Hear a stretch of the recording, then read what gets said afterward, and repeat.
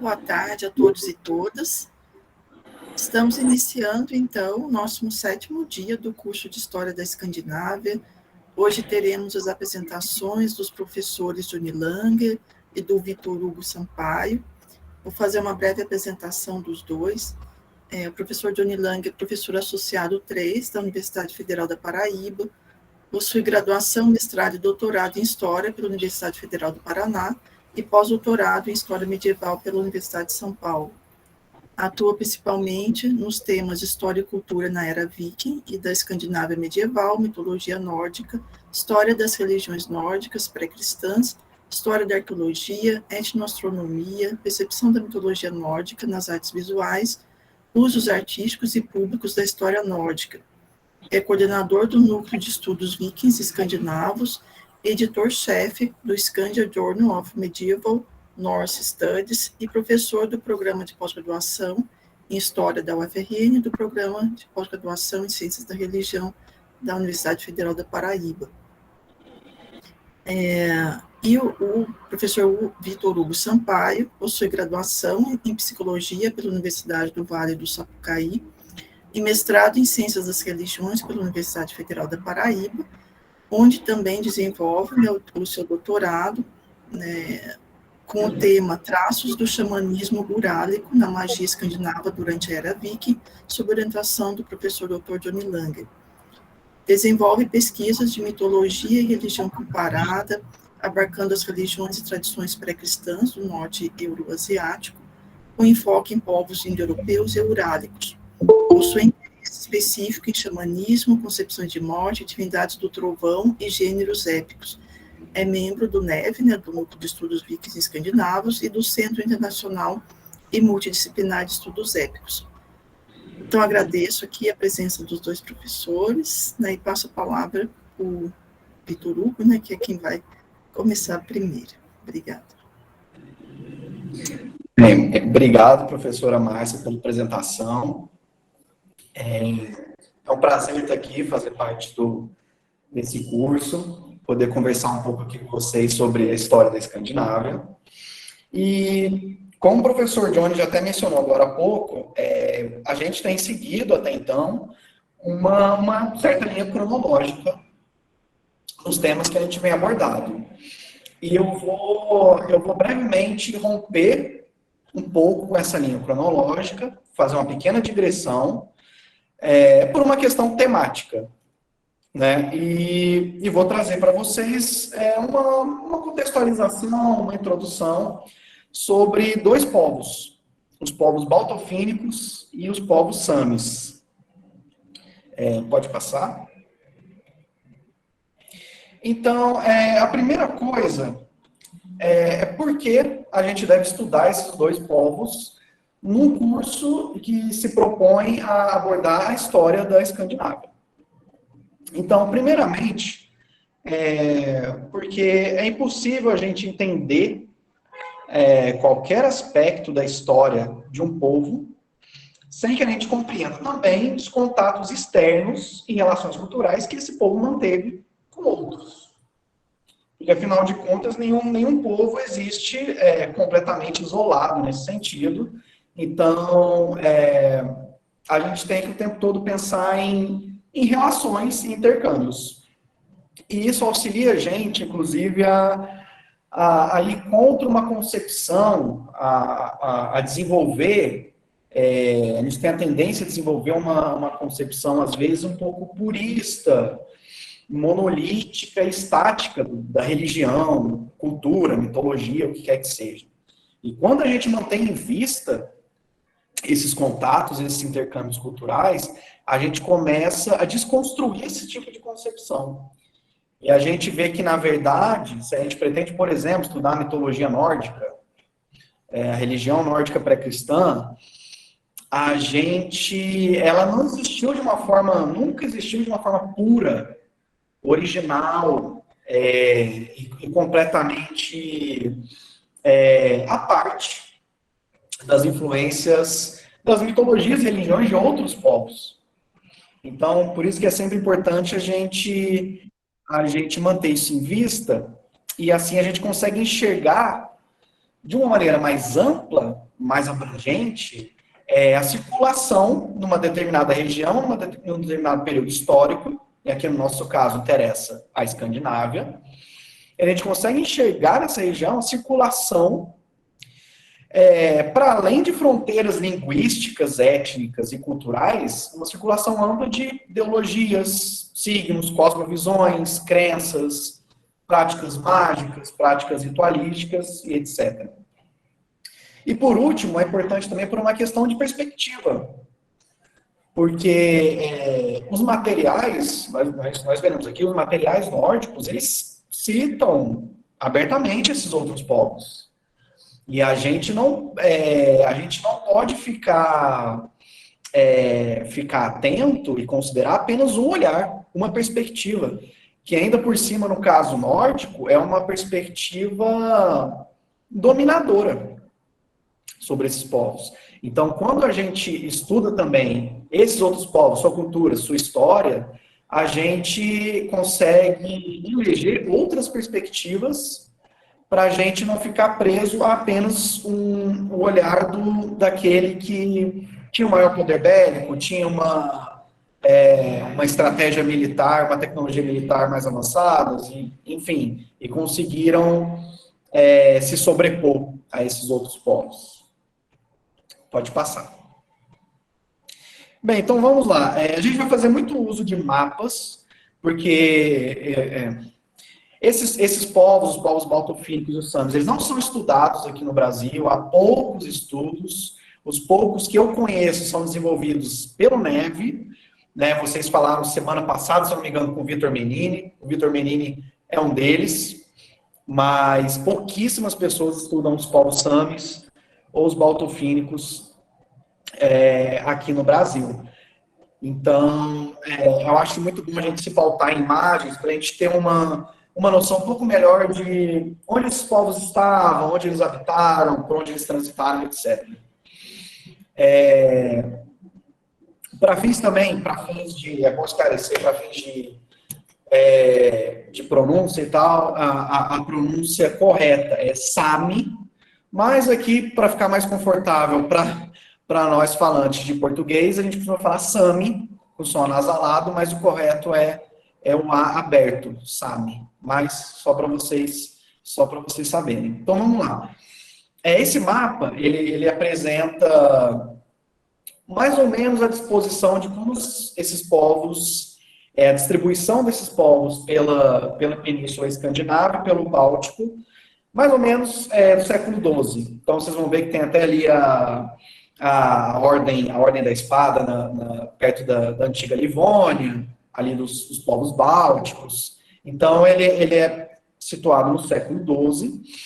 O que interessa para nós é ali essa parte da Escandinávia, né? Então, nós temos, da esquerda para a direita, temos a Noruega, em seguida a Suécia, e subindo ali em branco, nas regiões que pegariam o norte da Suécia, o norte da Noruega, a gente tem ali a palavra Laps, que é uma antiga palavra para designar os povos samis.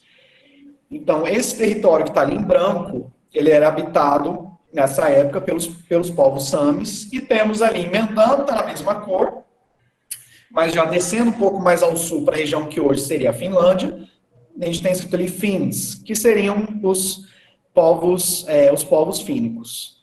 Então, só para a gente ter uma ideia, já de como, no século XII, esses povos estavam próximos, eles já tinham há muitos e muitos séculos desenvolvido intercâmbios culturais e não estavam isolados uns dos outros de forma alguma. Então, e também eu coloquei esse mapa para a gente iniciar e a gente conseguir localizar mais ou menos onde estão esses povos quando eu trouxer os nomes, mas a gente vai se deparar com alguns outros mapas ao longo aqui da nossa conversa. Pode passar. Bem, para a gente começar, então, é necessário fazer algumas definições. Então, a gente aqui, falando dos samis e dos baltofínicos, a primeira coisa que a gente precisa dizer é que, apesar de serem vizinhos dos nórdicos, né, ou comumente conhecidos como vikings, eles têm uma diferença, uma primeira diferença radical. Esses povos, eles são de famílias linguísticas completamente distintas. Então, os nórdicos, ou vikings, eles são falantes, são germânicos, são povos germânicos, falantes de idiomas indo-europeus, assim como vários outros povos, né? Eslavos, latinos, etc., são falantes de idiomas indo-europeus. Os samis e baltofínicos, eles são da família linguística que é chamada de urálico. Eles pertencem dentro dessa grande família linguística ao ramo chamado de fino-úgrico. Aqui tem ao lado ali para vocês terem uma ideia, uma pequena árvore. Ela começa ali da base, né, o idioma, a família urálica, aí estende-se o ramo fino-úgrico, e ali o tronco da esquerda, vocês vão ver que encontram-se as línguas samis e as línguas fínicas, e algumas outras. Temos o ramo úgrico separadamente, que tem o húngaro e tem o cante, e temos ainda outras divisões que não nos interessam tanto aqui, que são as línguas samoiedas, etc., mas que não vêm tanto ao caso. Mas só para a gente ter uma ideia, então, que nós estamos falando de povos que falavam idiomas completamente distintos, em estrutura, em gramática, em fonética, completamente diferentes. E isso, ainda assim, não impossibilitou o desenvolvimento de intercâmbios culturais, de comércio, de outros tipos de relação. Pode passar. Bem, da onde vêm os povos urálicos? Então, a gente tem uma hipótese de que todos eles teriam um dia falado um mesmo idioma, uma mesma língua-mãe, que é chamada de proto-urálico, e ela teria surgido entre 7.000 a 2.000 a.C. É importante a gente ter em mente que a história dos povos urálicos, e com os samis e os baltofínicos não é diferente, existem muito pouco de vestígio arqueológico. Então, basicamente, o que a gente tem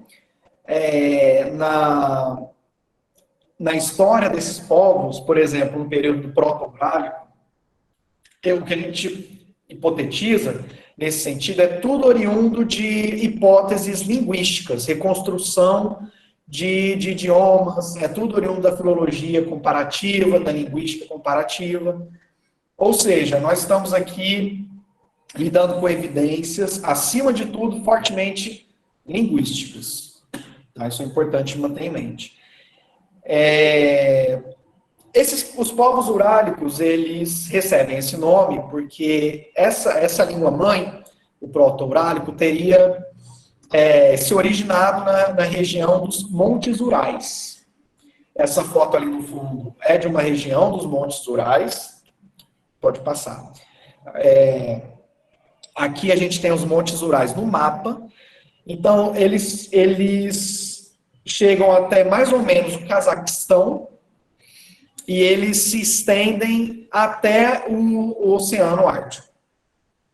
E eles cortam, basicamente, esse atual território russo, eles cortam do Cazaquistão até o norte do território russo inteiro, essa cadeia de montanhas, conhecida como Montes Urais.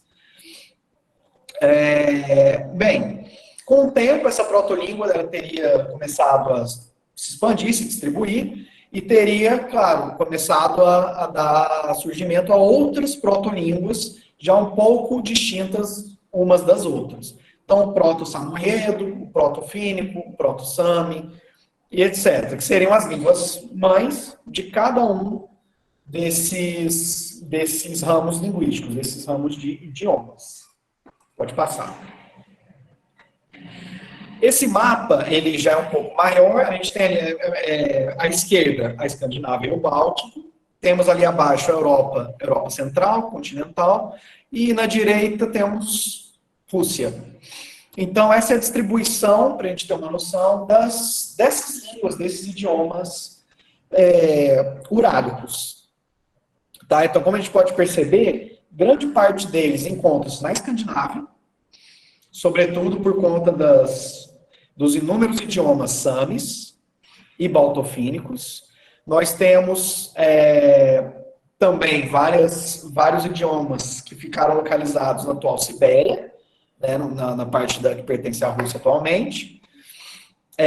E temos um único povo fino-úgrico, urálico, que se espalhou até chegar à Europa Central, que teriam sido os húngaros. É o único exemplo de falantes de língua urálica na Europa Central. Só para a gente ter uma ideia da distribuição desses idiomas. Pode passar. Bem, então já direcionando para o que nos interessa mais especificamente. Como foi a chegada desses povos fino-úgricos até o território da Escandinávia? O que eu trouxe para vocês hoje é a teoria mais aceita até então. Como eu disse, ela se baseia fortemente em evidências linguísticas, mas também no que a gente tem de vestígio arqueológico, que é a chamada teoria da continuidade. Jacobus Theory é o nome dela. Então, quando teria sido a chegada dos primeiros fino-úgricos à Península Escandinava? Acredita-se que por volta de 3.300 a.C., uma cultura que é chamada de cultura da cerâmica cordada. Em inglês fica Common Ceramic Ware Culture. Eu coloquei o nome em inglês porque, para quem quiser procurar, dificilmente, como eu disse, achará o nome em português. Então, eu acho legal a gente ter os nomes em inglês para quem quiser encontrar mais algum material. Essa cultura, ela teria uma certa coesão linguística, cultural, étnica e tecnológica, ou seja, ela ainda era vista como, de certa forma, uma única etnia. E ela manteve essa uniformidade, de certa forma, até 2700, 2600 a.C. Pode passar. Esse mapa, aí nas linhas pretas, a gente vê a disseminação desse povo. Então, eles partiram ali dos Montes Urais, vocês conseguem ver uma linha mais amarronzada, que são os Montes Urais, e aí eles foram se disseminando por esse caminho até chegarem na Península Escandinava e no Báltico. Tá?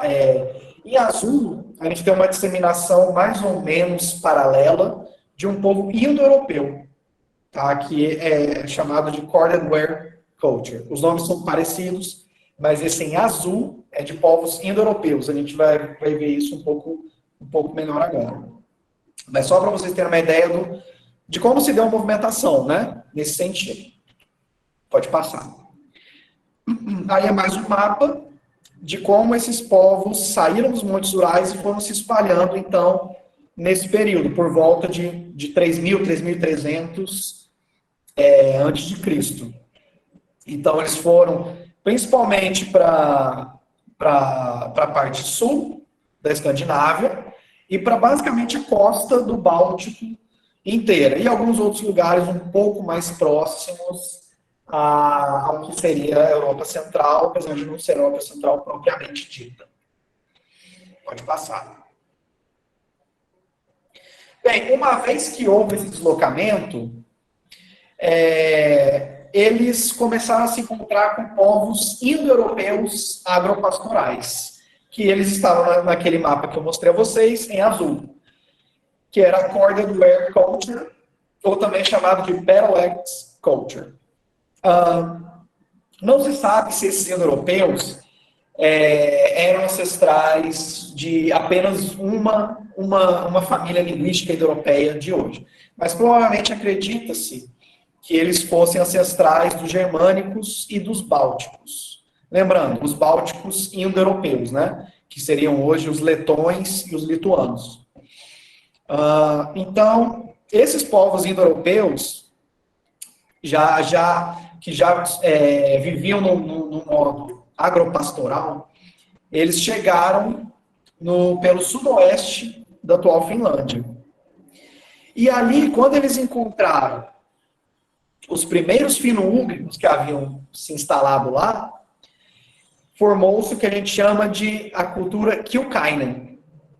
Isso foi na Idade da Pedra, mais ou menos 2300, 1500 a.C. Esse encontro entre esses indo-europeus agropastorais e os fino-úgricos que tinham acabado de migrar para essa parte, esse encontro é tido como a etnogênese dos povos baltofínicos. Então, a partir desses primeiros encontros, dessa mistura, surgiram os povos que hoje nós conhecemos como baltofínicos. Tá?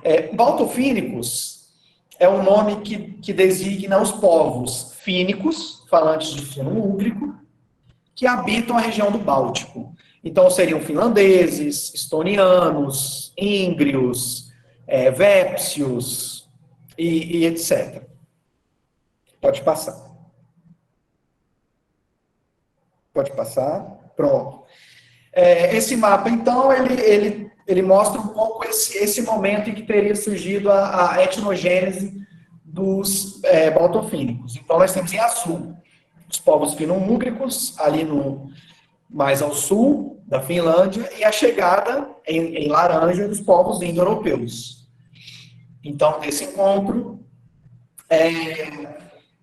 foram começando inúmeras mudanças importantíssimas para a história da região, que nós vamos abordar melhor agora. Pode passar.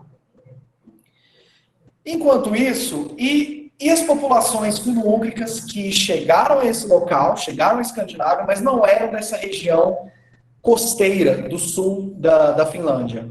O que aconteceu a elas, né? Elas não se encontraram já de cara com esses povos indo-europeus, porque eles se mantiveram mais ali ao sul, sudoeste da Finlândia, né? Então, assim, esses povos que estavam nas regiões mais interioranas, eles mantiveram a sua economia voltada para a caça e para a coleta e não absorveram, portanto, as influências dos povos agropastorais. O que aconteceu com eles? Eles mantiveram uma influência muito maior de povos orientais do norte. Quando eu digo orientais, eu digo povos fino-úgricos, dessa parte que seria a atual Rússia, e povos túrquicos, que também seriam dessa região siberiana. Então, teria começado com essa separação a haver uma grande diferenciação entre os povos fino-úgricos que ficaram no interior e não entraram em contato com os indo-europeus, e os povos litorâneos que entraram. E qual foi o resultado disso? Uma ruptura definitiva de uma língua que até então era uma língua proto-fino-úgrica em comum. E isso veio a refletir diferenças também econômicas, culturais, sociais e tecnológicas. O que ocasionou essa ruptura de uma língua-mãe proto-fino-úgrica? Então surgiu o proto-baltofínico e o proto-sami. E aí a gente tem, então, a primeira separação em sub-ramos da família fino-úgrica. Pode passar. Surgiu o encontro, pronto. Então, esse mapa, ele organiza os três povos. Então, a gente tem em azul os baltofínicos, mais ali ao sul da Finlândia. Encontro a eles, os indo-europeus que chegaram. Em verde, que se manteram um pouco mais isolados, nós temos os povos samis, que até então conseguiram manter seu modo de vida mais tipicamente nortenho, né? Ou seja, não agropastoral, mas de caça e de coleta. Pode passar. Então, voltando àquilo que eu disse para vocês no começo, a gente sempre vislumbrar que nenhum povo existe completamente isolado. Houve essa ruptura, houve essa divisão, mas o contato se manteve. Então, essa divisão permaneceu dessa forma durante a Idade do Bronze e até o início da Idade Média. E como que ficou essa relação? Como ficou configurada? Que quadro a gente tem? Então, a gente tem povos agropastorais litorâneos, ao sul, e povos caçadores e coletores interioranos, um pouco mais ao norte, mas ainda não completamente ao norte. E, ao longo do tempo, a atividade indo-europeia nessa costa finlandesa, ela foi se intensificando, e com isso, os povos baltofínicos foram respondendo a certas pressões. Então, o que isso ocasionou? Os povos baltofínicos foram migrando, fazendo pequenas migrações na região e se dividindo nos ancestrais dos íngrios, carelianos, estonianos, véntios, livonianos, etc. Então, graças à intensificação da atividade europeia na região, os povos baltofínicos foram especializando suas línguas e fazendo pequenas quebras, pequenas rupturas, e virando, então, os diversos povos baltofínicos. Pode passar. Tá, e vamos para a Era Viking, que nos interessa um pouco mais, né? Qual que era o sistema característico que estava vigente ali na região durante a Era Viking? Então, a gente tinha povos costeiros, fino-úbicos, que migravam sazonalmente ao interior, um pouco mais acima, então, do território da Finlândia, para praticar agricultura e manter comércio com os caçadores, com os samis. Esse sistema, essa prática, que ficou muito corriqueira, ficou conhecida como Erenkäynti. Enquanto isso, a taxação dos samis, por parte dos nórdicos, ela estava tão intensa que eles vieram, para dar conta de responder a essa pressão, eles abandonaram, por exemplo, a manufatura do ferro e da cerâmica e não desenvolveram mais essas tecnologias para focarem-se exclusivamente no comércio de peles, que era o principal modo de pagar essa taxação, os tributos aos nórdicos, e também importavam certos produtos para os povos agrários ao sul. Né? Em troca, os povos baltofínicos traziam para eles broches, ornamentos, enfeites e outros tipos de produto que eles conseguiam ter acesso e eram oriundos de outros povos mais ao sul ou mais ao leste. Essas trocas, então, entre os samis e os baltofínicos, ela se tornou um sistema econômico característico de toda essa região durante a Era Viking. Então, era esse tipo de relação. Os baltofínicos sazonalmente subiam até um pouco mais ao norte, para a região interiorana, um pouco mais florestal, e faziam trocas com os samis. Pode passar. As relações nesse modus operandi, elas trouxeram algumas consequências, né? Então, elas culminaram em contatos próximos, principalmente a longo prazo, entre caçadores, os povos samis, e os agricultores, os baltofínicos e os nórdicos. Qual foi o resultado disso? Então, a gente tinha, na Era Viking, um sistema de economias pareadas. Então, ou seja, esses três povos, eles funcionavam de maneira interdependente e eles construíam soluções para as crises ambientais e outras imposições do ambiente que acometiam as comunidades de uma maneira interdependente. Então, uma comunidade dependia da outra, que praticava um tipo de economia diferente. Ou seja, o que a gente tem? Um alto patamar, um alto nível de especialização econômica de cada um desses povos. Então, por exemplo, os nórdicos, os baltofínicos, não conseguiam o acesso a peles de animal. Os samis conseguiam, mas não desenvolviam sequer cerâmica, ferro. E eles precisavam disso dos nórdicos, dos baltofínicos, não tinham acesso a outros bens. E então, o que acontece? Nesse molde especialização econômica, essas sociedades, elas desenvolviam suas economias até um certo ponto. Que dependia o quê? Dependia sempre do que a economia dos seus vizinhos desenvolvia. Porque se você começasse a desenvolver também, era um gasto material e de energia, de certa forma, supérfluo, porque você conseguia obter aquilo por meio de trocas com povos vizinhos. E outras vezes era simplesmente inacessível, você não conseguia acesso a um tipo de produto ou desenvolver certa tecnologia, etc. Então, as populações agropastorais, elas dependiam das peles, da gordura animal e da caça que os samis traziam em tempos de fome. Então, se houvesse problemas com colheita, por exemplo, ou então um período de inverno, eles dependiam da caça que eles conseguiam grande parte dos seus vizinhos samis, que eram caçadores. Em contrapartida, os samis, as populações caçadoras, dependiam dos seus vizinhos do sul para ter acesso a alimentos complementares, alimentos plantados, bens importados, artefatos mais desenvolvidos e a própria obtenção de moedas de troca. Então, o que a gente tem? Nenhuma dessas sociedades era completamente autossuficiente.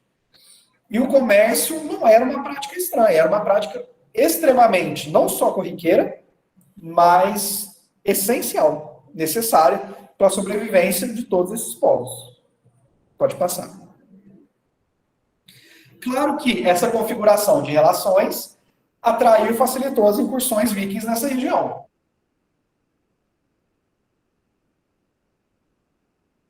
Quando começaram as excursões na região com mais intensidade, as afinidades linguísticas e os sistemas de economias variadas foram permitindo que as culturas samis e baltofínicas continuassem a exercer influências umas sobre as outras ainda durante a era viking, mesmo com as incursões e as intervenções vikings na região.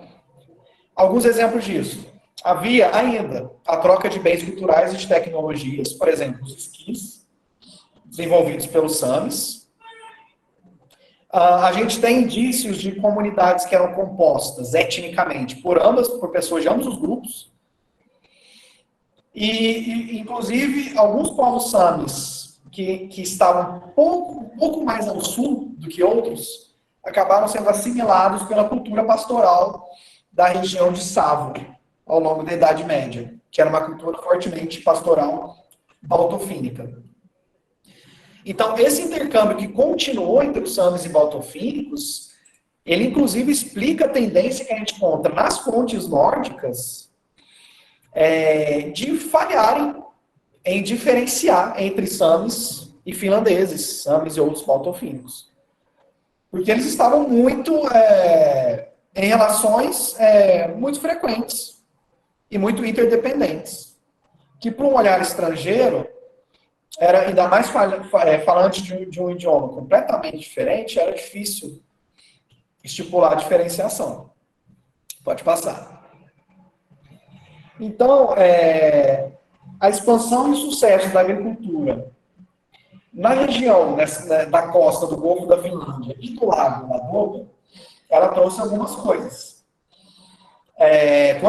Com esse sucesso da agricultura ali na região, houve um aumento da população dos baltofínicos que habitavam ali, e assim, o acirramento de disputa entre esses povos baltofínicos, muitas vezes resolvidas também de maneira violenta. E essas relações competitivas, violentas, fizeram com que os baltofínicos ocidentais e orientais fossem absorvidos por esferas de influência diferentes. Então, enquanto que os baltofínicos ocidentais foram absorvidos pela influência sueca, né, pelos nórdicos, pelos vikings da região da Suécia, os baltofínicos da região oriental foram absorvidos pela influência de Novgorod, ou seja, fortemente eslavo, e que viria a ser, posteriormente, já mais próximo ao fim da Idade Média, uma influência não do cristianismo, não do luteranismo, que viria influenciar a Finlândia, por exemplo, mas da Igreja Ortodoxa do Leste. Pode passar. Bem, então aí estão essas duas regiões. O Golfo da Finlândia está em roxo e o Lago Ladoga está em vermelho. Então a gente tem em verde os baltofínicos ocidentais. Vocês podem ver que eles estão na região que hoje em dia corresponde à Finlândia. E os baltofínicos orientais espalharam-se mais, inclusive para onde hoje estaria São Petersburgo, por exemplo. Ou seja, forte influência eslava. Pode passar. Esse é um mapa do fim da Idade Média, da divisão dos baltofínicos, então, com essa ruptura. A gente tem azul o número mais expressivo, que são os finlandeses. Ao lado deles, em roxo, temos os carelianos, também muito expressivo. E o resto foram pequenas etnias, que algumas, inclusive, foram extintas, como basicamente o livoniano. O livoniano acabou sendo extinto. Mas temos os ludos, os estonianos, os vépsios. E temos duas etnias interessantes também, uma extremamente ao norte, que são os Kven, e temos os ali, quase ao norte, próximo aos Kven, temos os Mienkieli, que são falantes de baltofínico, que existem até hoje na Suécia, e são reconhecidos como falantes de uma língua, de uma minoria linguística a ser protegida. Então, esse é o quadro, mais ou menos, que a gente tinha já no início da Idade Média. O esquema de ruptura e de divisão dos povos baltofínicos. E essa região entre os fínicos e os carelianos, ela viria a ser, constantemente, essa fronteira viria a ser disputada, mudada, até o século XIX,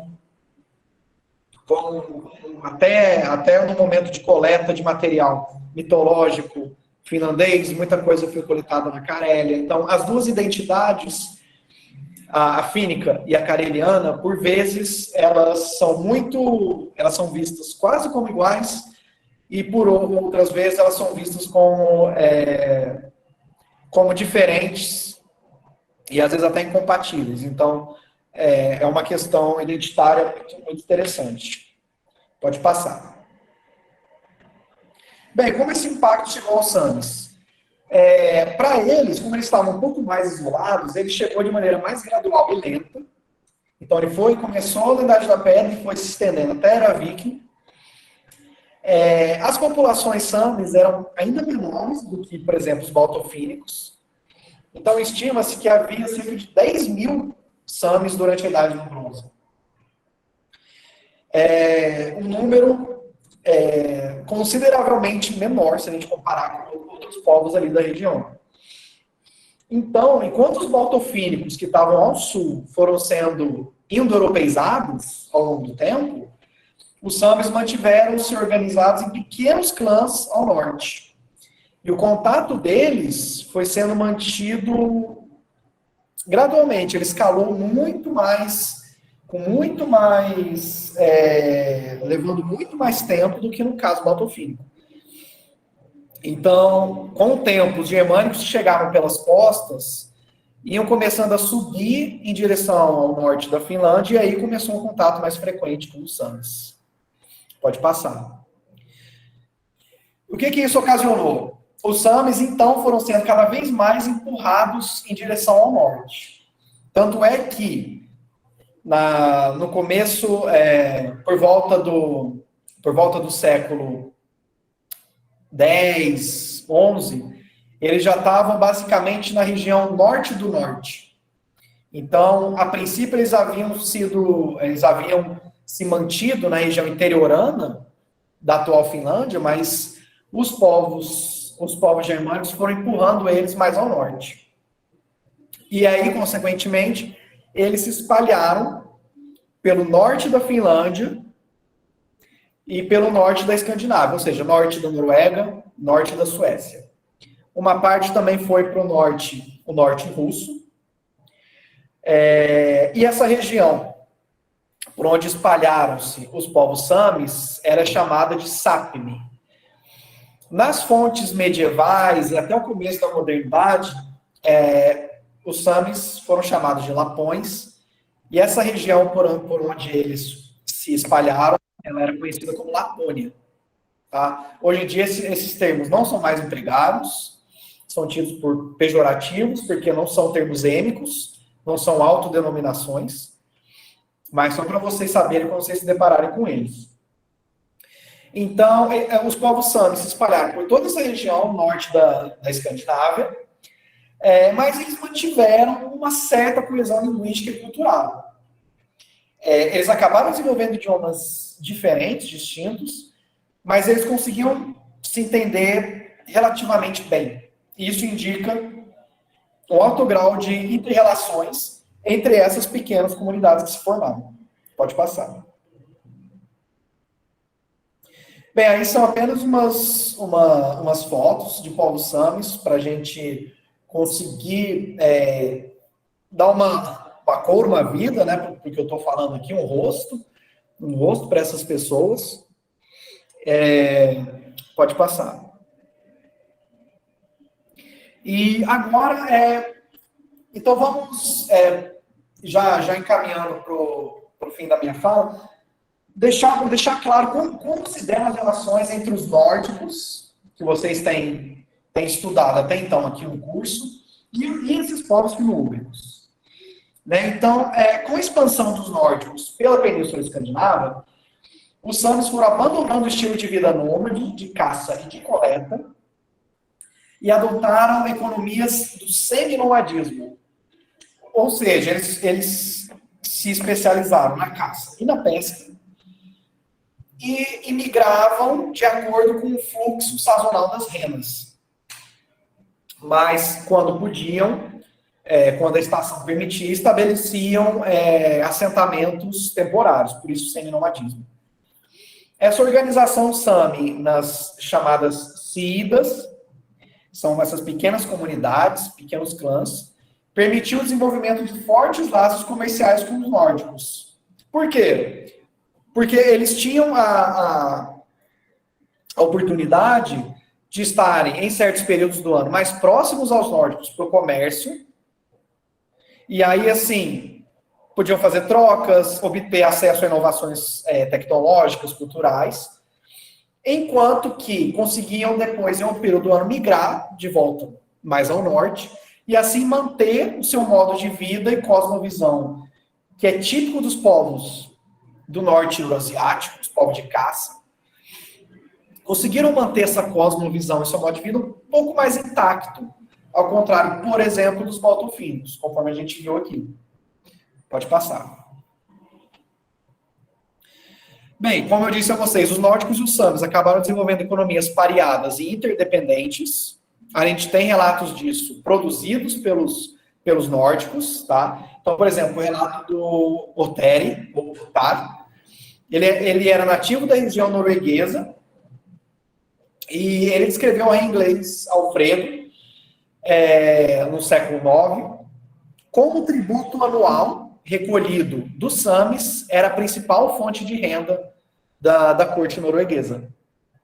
E ele descreve o mesmo ocorrendo entre dois povos baltofínicos, os Bjarmians e os Kvenes. Temos a Egil Saga, do século XIII, que corrobora com essas afirmações. E aí a saga descreve como o sistema de taxação dos samis era uma das principais fontes de lucro da coroa norueguesa entre 850 e o ano 1000. Pode passar.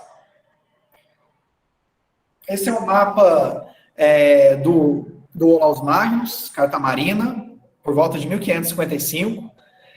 Mas só para a gente ter uma ideia de como era vista essa distribuição. Essa é a Escandinávia. A gente tem ali, dá para ver o corte feito pelo mar, né? E a cisão feita entre a Escandinávia e esses povos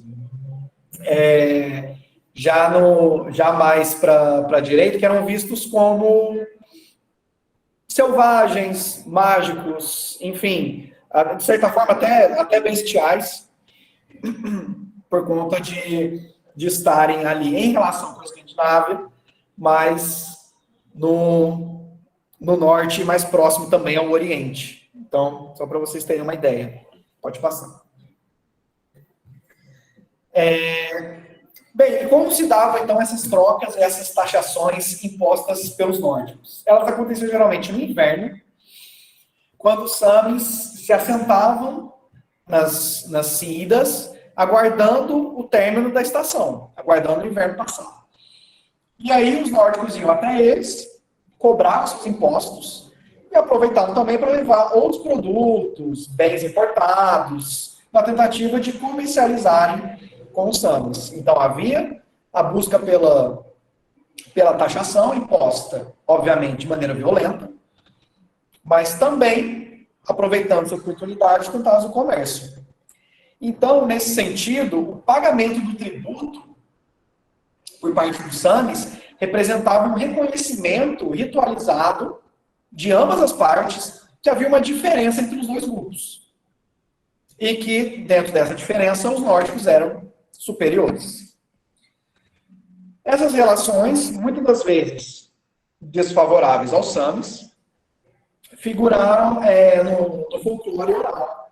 A gente tem diversos relatos, ainda no século XIX, XX, do folclore oral sami, de invasores antigos que eram chamados de Kudi, ou às vezes Tchudi, que eram, às vezes eram os carelianos ou os povos baltofínicos, mas muitas das vezes eram os nórdicos.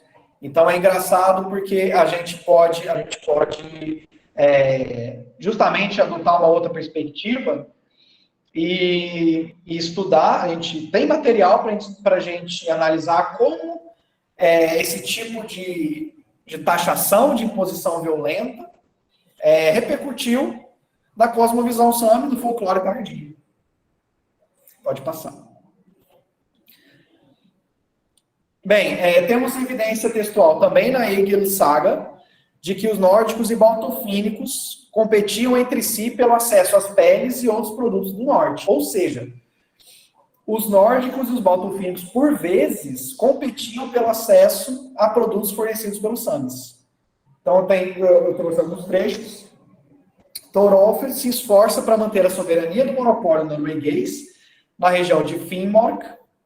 Segundo as fontes norueguesas, a região de Finnmark é onde os samis habitam, patrulhando florestas em busca de cobradores de tributo de outros reis, os quais ele assassina e rouba em seguida. Ou seja, haviam cobradores de outros reis tentando também lucrar em cima da taxação dos samis ali na região. Provavelmente, esse sistema era altamente descentralizado. E o que ele proporcionou? Inúmeras trocas, essas trocas de comércio, taxações, também o comércio pacífico, como eles estavam num sistema mais descentralizado, entre vários grupos nórdicos, baltofínicos e provavelmente eslavos, eles aproveitavam e migravam frequentemente para a região norte, atrás dos samis, das habitações samis, para comercializar com eles ou extorquí-los.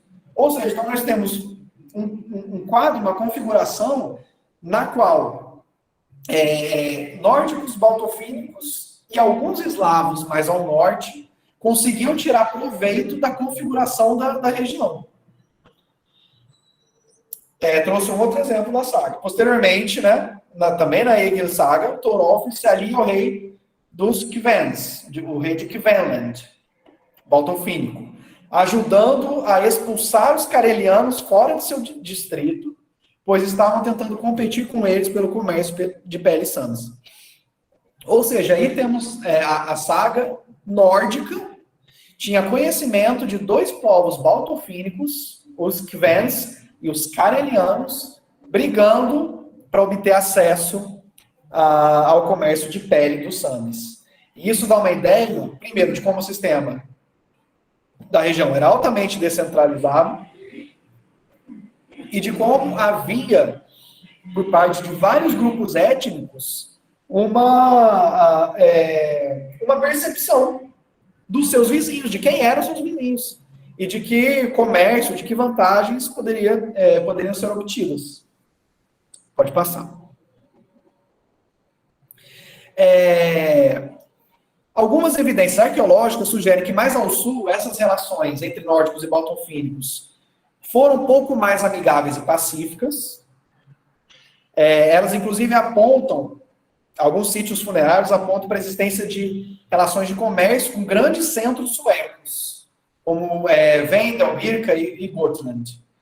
E até o século X, os laços nórdicos com os baltofínicos eram dominados pelos povos dessa ilha que está no meio, a ilha de Holland, onde vocês podem ver que eles, até por uma posição estratégica geograficamente, eles podem ficar de ponte entre Finlândia, baltofínicos, e Suécia, e os nórdicos. Então, os povos de Holland, em sua grande parte, baltofínicos, eram responsáveis pelo comércio da região. Pode passar.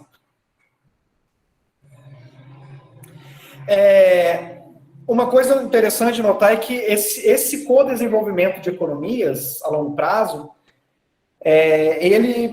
aparentemente, os nórdicos tentaram implantá-lo nas suas colônias da Groenlândia e de Vinland, na América do Norte.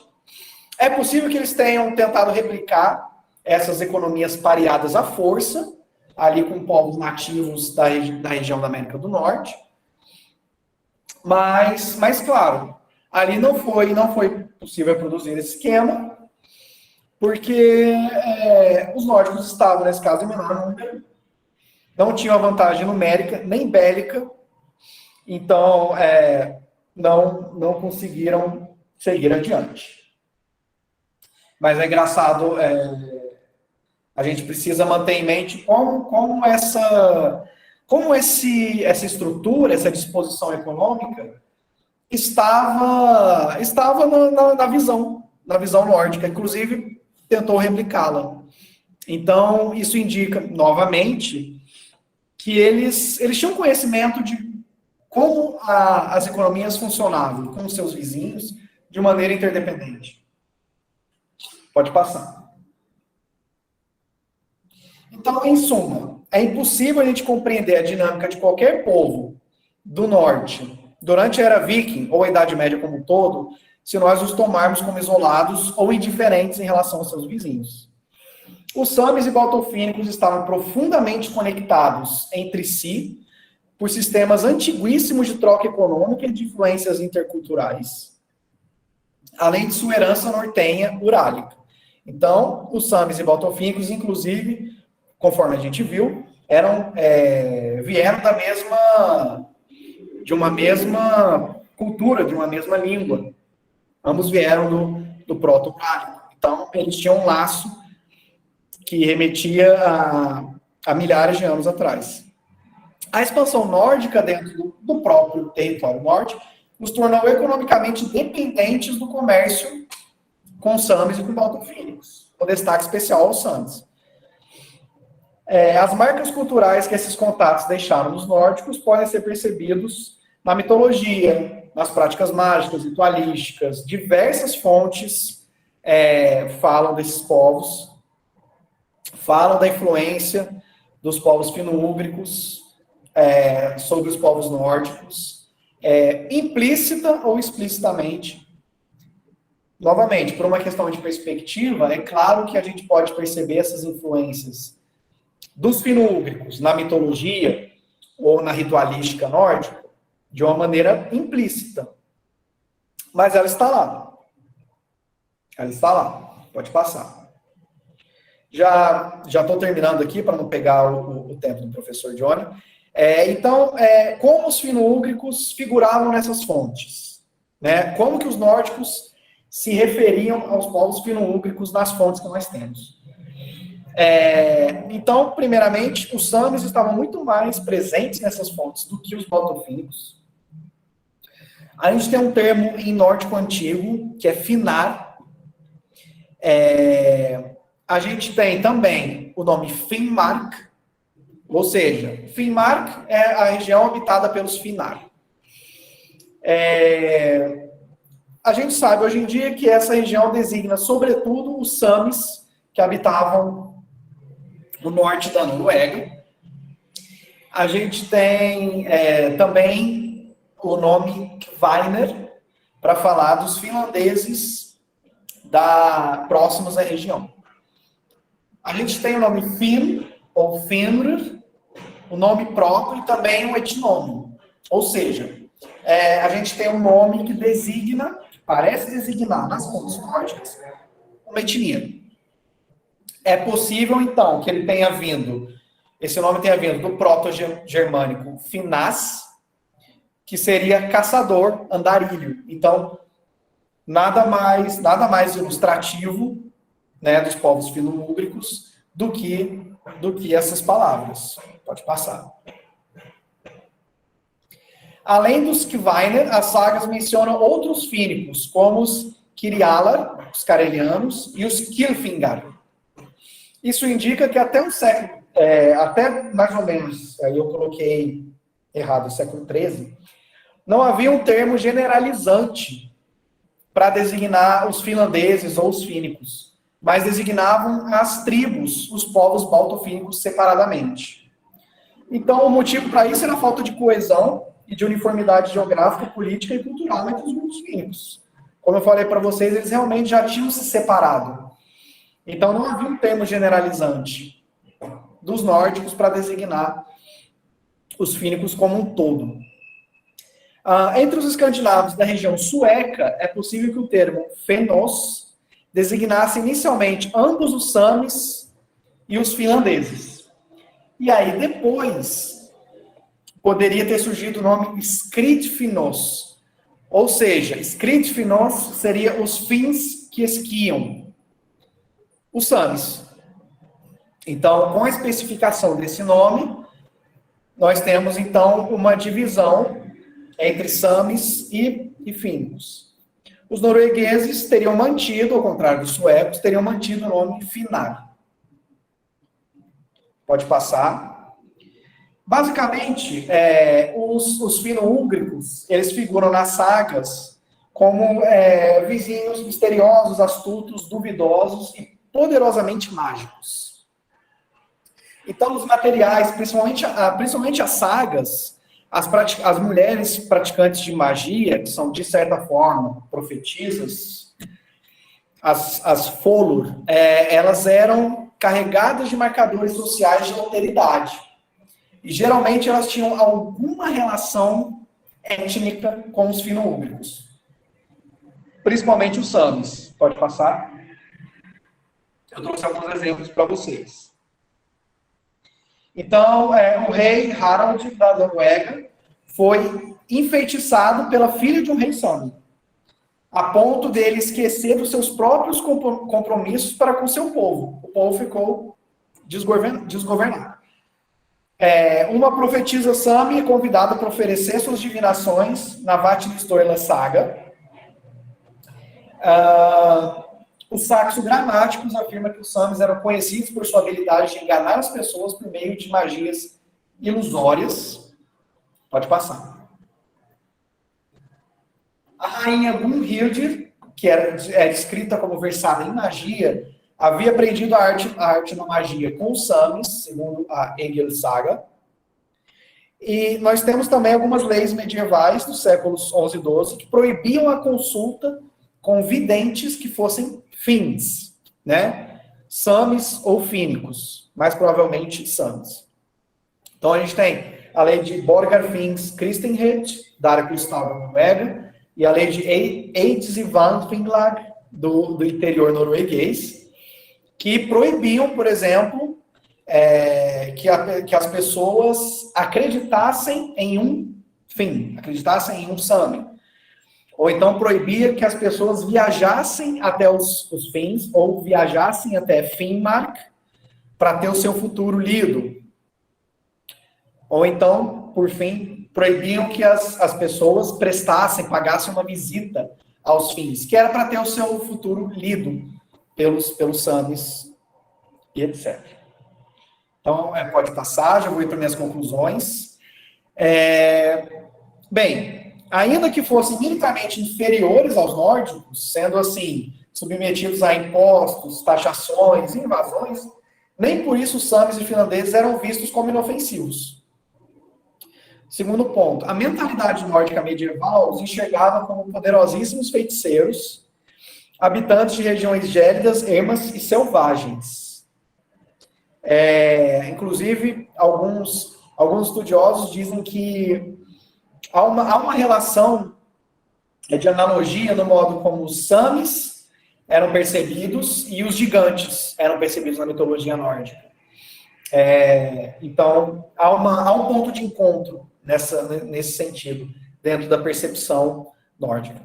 A cosmovisão e a magia xamânicas trazidas pelos fino-úgricos, principalmente pelos samis, vieram a impactar consideravelmente a magia e a ritualística nórdica. Temos também inúmeros estudos sobre isso. O mais famoso é o Viking Way, do Neil Price. Pode passar. Por fim, tentar, então, compreender as culturas, religiões, mitologias e rituais que circulavam entre os nórdicos, sem que a gente considere as relações entre eles e os povos fino-úgricos, é uma impossibilidade, é uma abstração que não encontra evidência, não encontra suporte na concretude, na realidade. Por quê? Então, como a gente pode perceber, grande parte desses símbolos culturais, religiosos, mitológicos, era compartilhado em alguma medida interculturalmente entre os habitantes do norte. Havia um fluxo enorme de trocas culturais que proporcionavam a renegociação de novos entendimentos e roupagem de figuras míticas, performances ritualísticas, cosmovisões, etc. E nenhuma dessas tradições existiam intocável pelas outras. Nem a Sami, nem as baltofínicas e nem os nórdicos. Quando a gente se dá conta disso, a gente consegue estudar os símbolos da religião, da mitologia, da prática ritualística, do que quer que seja, da mitologia nórdica, como sendo pertencente, na verdade, a uma matriz simbólica nortenha, que engloba a mitologia nórdica, mas vai para além dela. Então a gente só pode entender a mitologia nórdica entendendo, pelo menos um pouco, as relações deles com esses outros povos e as mitologias e religiões desses povos em alguma medida. Pode passar. Eu deixo as minhas referências bibliográficas. Agradeço a vocês pela atenção. Peço desculpas ao professor Johnny pelo meu atraso, mas termino por aqui. Obrigado.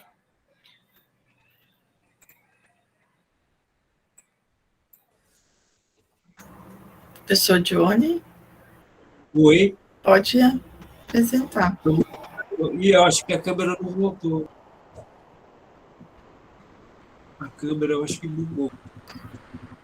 Será que não? Ela já teria que ter voltado.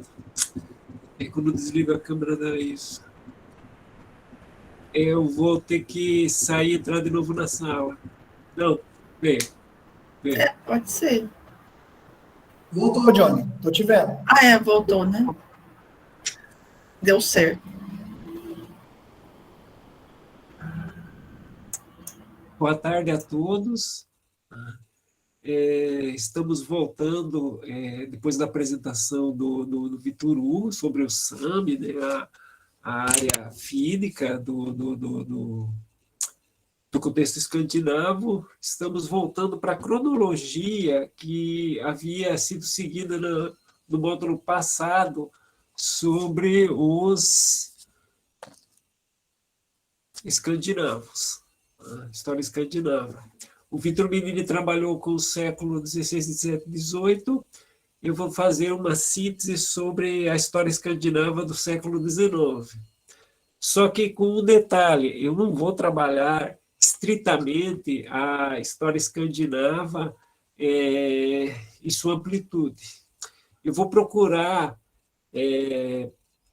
mostrar para vocês como que elementos da história contemporânea da Escandinávia está atrelada à figura do viking e, em certa medida, também dos mitos nórdicos. Então, nós não vamos ver todo o desenvolvimento político da história escandinava, e só esses elementos atrelados à figura do viking. Pedro, por favor. Bom, falar do século XIX é falar de um período muito turbulento, muito complexo, que daria por si só um curso, né, só sobre o século XIX. Muitas transformações, muitas descobertas, muitas inovações. Eu arrisco até dizer que todos nós somos filhos do século XIX. Né? Tecnologia, ciência, o surgimento das ciências modernas, arqueologia, da história científica, enfim, de uma série de elementos que persistem ainda. Né? Particularmente, a arte romântica, né, esse movimento estético do romantismo, que vai ser um dos mais importantes do século XIX, ele vai estar atrelado essencialmente com política, né, com essa questão científica e com várias ideologias que permeiam o pensamento ocidental. Né? Então, é muito importante nós percebermos que o século XIX, apesar de todas essas mudanças, essas transformações, ele vai buscar no passado elementos de identidade. Então, a identidade contemporânea a eles, né, o presente deles, vai buscar ideológica e intelectualmente elementos do passado. E que passado é esse? O passado nórdico antigo, que nós vamos ver, ele vai ser criado, inventado, construído dentro desse contexto. Por favor, Pedro. Bom, essa virada, essa passagem do século XVIII para o XIX, ele é um período de muita turbulência. No final do século XVIII, vocês sabem, essencialmente na região da França temos a Revolução Francesa, né, com toda a sua turbulência de novas ideias, novas questões sociais, novas questões políticas. Logo em seguida, nós temos o fenômeno Napoleão Bonaparte, né? Esse sim vai transformar todo o mapa da Europa, né?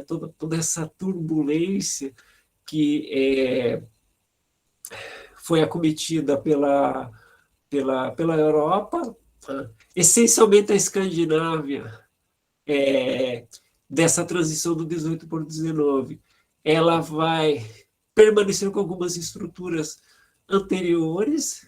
Né? A Noruega, ela é uma coroa dividida, uma coroa dinamarquesa, né? Então é uma coroa dupla.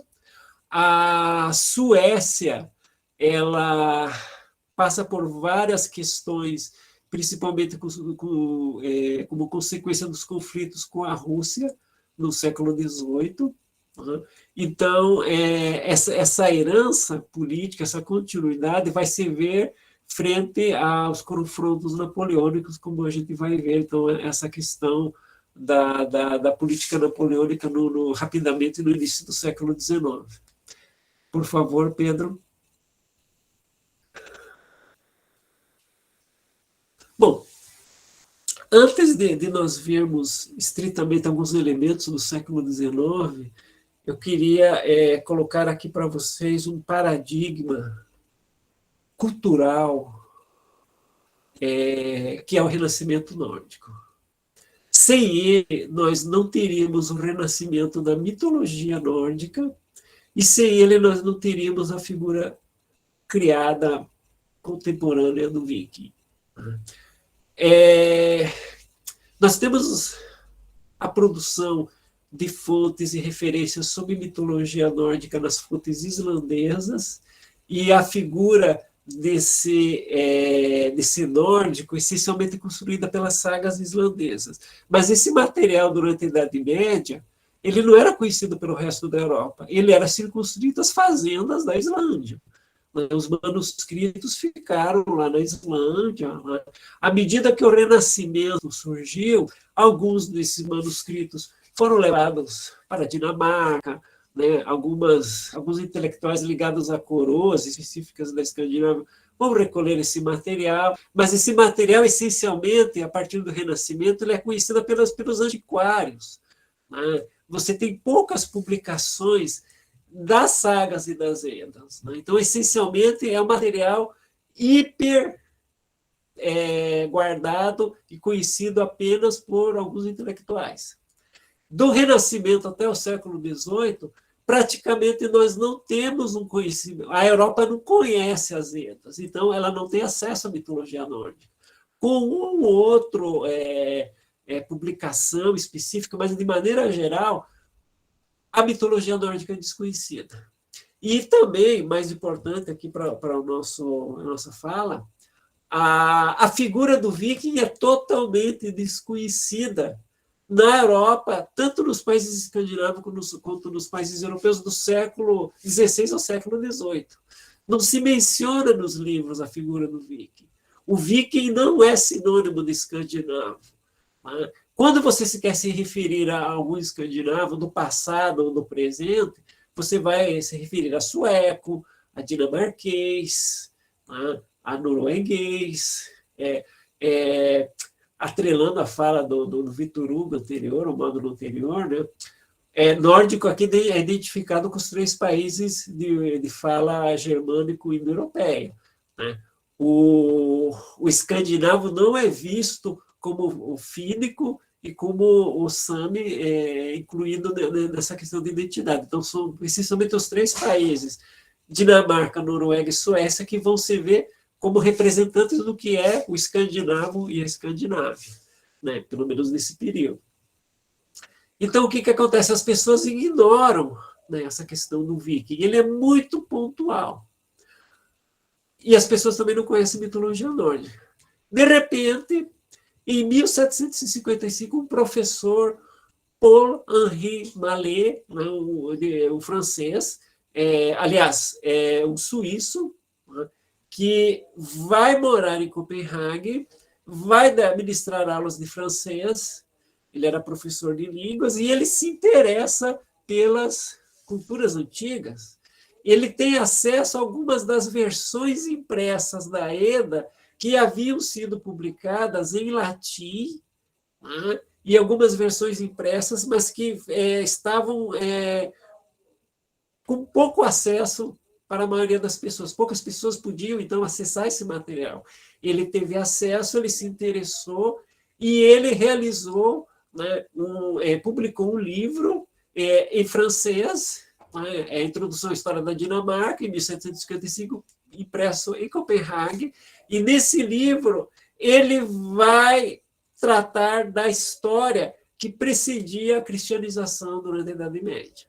Nessa época não existe ainda o conceito de viking, não existe o conceito de era viking, então esse período que antecede a cristianização, ele é chamado pelos pesquisadores, pelos intelectuais, os historiadores da época, de período pagão.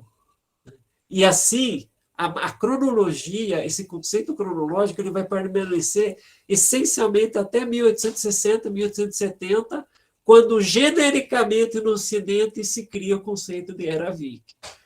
Então, ele foi o primeiro que se interessou pelo que veio antes do cristianismo, né, em larga escala. O livro ele vai ter uma tradução para o inglês uns 4, 5 anos depois, e aí explode o renascimento nórdico pela Europa. Os intelectuais começam a se interessar, a querer avidamente conhecer as Edas, conhecer as sagas.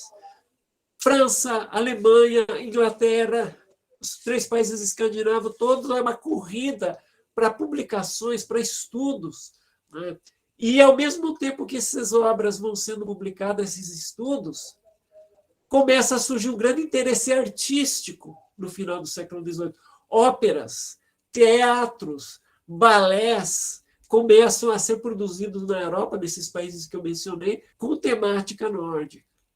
E essa produção artística ela estava atrelada essencialmente a um referencial político nacionalista, onde cada nação procurava descobrir as suas origens. Você precisava de uma identidade nacional que era proporcionada pelo estudo do passado.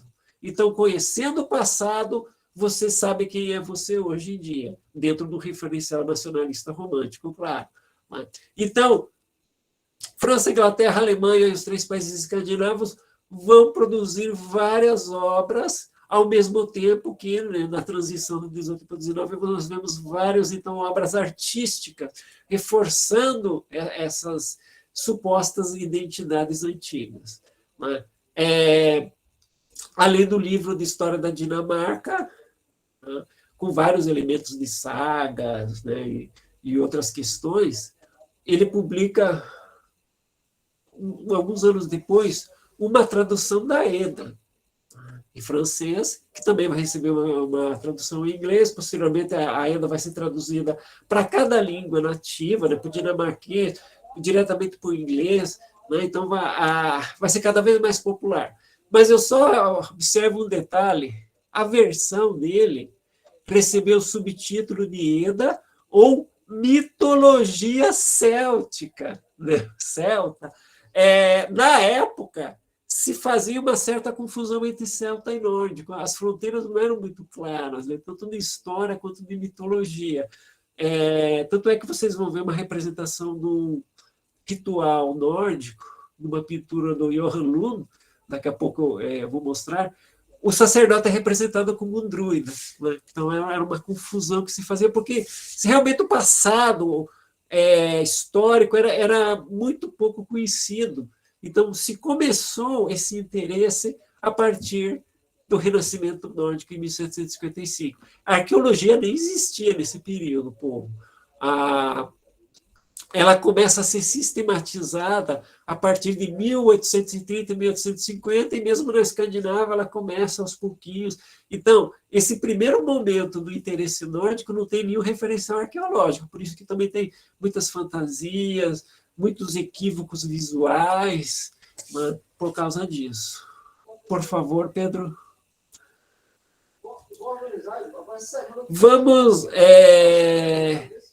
Vamos ver cada caso. Elementos da Suécia, da Dinamarca e da Noruega, de sua história regional, atrelado, então, a essa questão da invenção do viking e da popularização da mitologia nórdica. Primeiro caso, então, o caso sueco. Por favor, Pedro. Como o Vitor Menini trabalhou no módulo anterior, esse Império Báltico, formado essencialmente pela Suécia, né, anteriormente, ele havia sossombrado no século XVIII, né, principalmente conflitos com a Rússia. E um dos capítulos desse colapso do Império Sueco, que mais vai ser chorado, literalmente, né, pelos suecos, é a perda da Finlândia, né, em 1809. Ela deixa de ser parte do território sueco. Há uma produção enorme de poesias, de crônicas, nesse período de 1809 e 1810. Eles não conseguem ser muito otimistas com essa perda. Então, a literatura, as crônicas, os jornalistas fazem uma grande produção enfatizando essa perda. A morte dos suecos, né, que morreram em batalha. Então, realmente, isso é um grande... dentro do sossobramento do Império Sueco, é o principal elemento que vai ser, então, lembrado pelos suecos, no início do século XIX. Por favor, Pedro. E aí, nós chegamos num contexto.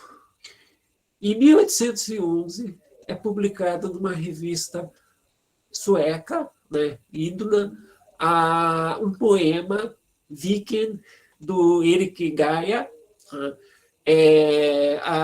Todas as pronúncias, a partir de agora, eu uso referencial dinamarquês, né, mesmo para o sueco e para o norueguês. O que acontece nesse poema? Ele foi criado pós-perda da Finlândia. Essencialmente, ele conta a história de um rapaz que sai ao mar, sente a necessidade de ir ao mar e tem uma vida de pilhagens, ele estupra uma moça, né, depois acaba casando, então essa uma coisa da conquista feminina, conquista de impérios, conquista de terras mediterrâneas, eles enfatizam muito, né, no poema, essa conquista desse sueco pelo terras mediterrâneas. Então, o que nós temos essencialmente nesse poema? A exaltação de um pilhador náutico. Um pouquinho antes do poema ser criado, alguns intelectuais ingleses, no comecinho do século XIX, pontualmente, estavam trabalhando o referencial de que a palavra viking significaria rei do mar. Seria Bahia, mas também poderia ser oceano, e king em inglês é rei. Né? Então, os ingleses começaram a trabalhar esse conceito de que viking seria o rei do mar. Então, já está em alguns dicionários, né? Não aparece em forma literária fechada, completa, né? São apenas alguns indícios. O Gaia, com certeza, ele teve acesso a esse material, né? Essas publicações, e ele vai dar uma forma poética mais acabada. Aqui o personagem se torna, então, o rei do mar. Né? Ao mesmo tempo em que relembra, ele é simbolicamente uma recordação desse império náutico que a Suécia teve, mas também ele cria o referencial de que aquilo que o sueco e o próprio escandinavo, em termos de ideias pan-escandinavas, né? Então a gente tem produções locais, mas que pensam o escandinavo como um ser do passado que transcendia essas fronteiras que eram vistas na época. Então a ideia do pan-escandinavismo era muito forte. Então aqui o que nós temos? A criação do referencial de que o viking é o escandinavo antigo, né? Ou o escandinavo moderno, ele descende desse viking. Né? O que acontece? Eu não trouxe aqui mais elementos, porque isso precisaria de um módulo específico aprofundado, né, da etimologia, das fontes rúnicas, das fontes literárias, mas de maneira muito sintética. O viking, nas inscrições, ele é um pirata. Mas um pirata tanto escandinavo quanto não escandinavo. Há algumas fontes latinas da época que mencionam o termo vikinger para não escandinavos. Né? Então, percebam, é uma ocupação. Né? É uma ocupação do qual tanto pessoas da Escandinávia quanto de fora se identificam com a pirataria. Né? Não há o sentido de identidade étnica, de identidade de povo, de identidade regional. É apenas uma ocupação. Né? É o poema do Gaia que vai criar esse referencial de que viking é o escandinavo. O escandinavo é o viking. Né? Isso é muito forte até hoje. Né? Série Vikings, na cultura, na mídia. Você tem esses povos que tinham suas próprias identidades étnicas regionais, todos generalizados dentro desse grande conceito geral, que é o viking, é o povo viking, a civilização viking. Nunca existiu um povo viking. Nunca existiu uma cultura viking. Nunca existiu uma civilização viking. Então, é isso que tem que ficar bem claro. Viking é uma ocupação nas fontes antigas, provisória circunstancial. No poema de Gaia, ele se populariza num sentido étnico, escandinavo, mas, ao mesmo tempo, também identidade nacional. Por favor, Pedro, o próximo.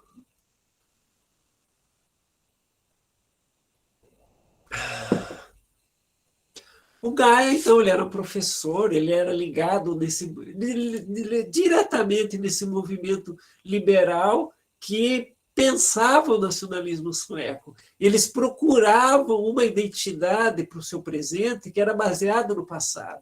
Eles faziam leituras de nórdico antigo, performance, bebendo hidromel em cornos, né? Eles faziam, então, representações teatrais, eles queriam viver esse momento antigo, né? Essa coisa da poesia antiga.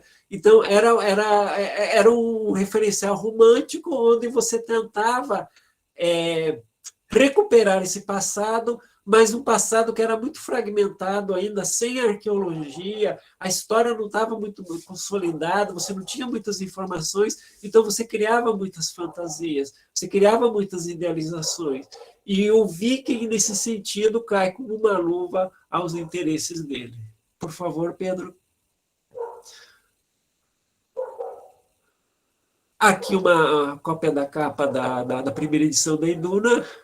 Lembrando que o poema do Viking foi traduzido na revista Scândia, em português também tem uma análise introdutória e uma análise final, né, onde o poema é analisado, mas ele foi traduzido a português. Há várias questões também no poema, essa coisa da liberdade, da glória, daquilo que você consegue, né, os teus feitos em alto mar vão promover a sua glória, né, a sua liberdade, a sua independência. Né? Então, são elementos que são construídos pelo romantismo. Eles não fazem parte da figura do viking que aparece nas inscrições rúnicas e nas sagas, né? E pontualmente nas sagas. É isso que tem que ficar bem claro. Por favor, Pedro. Só que, pessoal, o que acontece? O poema do Gaia, ele foi escrito em sueco. E ele ficou restrito a quem dominava o sueco. Então, por que ele se torna tão importante? Porque teve um autor, Esaias Tegnér, que ele vai fazer uma versão sua da saga de Fritjof, totalmente modificada, né, com várias questões românticas, em 1825, onde ele vai beber diretamente no poema do Gaia.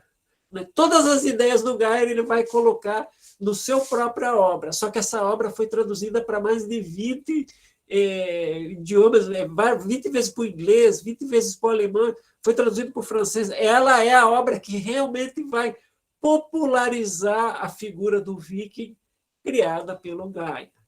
Isso ainda no comecinho do século XIX. Então, tem autores que já nos anos 30 estão usando, estão bombando essa imagem do viking para lá e para cá. Então, viking como sinônimo de escandinavo, que é uma construção, viking como um herói nacional, também é uma construção. Por favor, Pedro. Aqui, o Vikingabok, que é um código, seria um código-lei do Viking que existe dentro da saga do Fritjof. É um poema que tem uma certa extensão, e aqui eu peguei uma síntese de alguns elementos. O Viking, ele não precisa de casa, ele não precisa de proteção, ele dorme em qualquer lugar com o céu aberto, com a sua espada, ele é quase indestrutível, vem a chuva, vem a tempestade, ele não tem qualquer problema. Ele não é covarde, o Viking não tem medo de nada. O que vier, ele enfrenta. Há uma certa misoginia conservada no Gaia, né? Tem que tomar cuidado com a Froia, né? Então, desses elementos femininos, o homem, o ser masculino, ele precisa tomar cuidado. Isso é uma reminiscência, então, do Gaia, né? Uma certa misoginia. Ele não pode nunca servir, ele tem que ser o rei, né? Então, ele nunca tem que estar submetido a ninguém. Tem que sempre estar em batalhas, porque as cicatrizes são a marca dos vikings. Né? Honra, bravura e glória. Isso é uma chave essencial no poema. Né? O viking não é, então, somente um sinônimo do escandinavo. Viking não é somente a grande identidade nacional. O viking é o super-herói da época. Né? Hoje a gente tem a figura dos super-heróis na mídia. Né? O viking é o super-herói da época. né? É o ser que não tem medo de nada, é o que faz tudo. Né? Por isso que ele é tão popular, então, na arte e na mídia, das mídias culturais da época.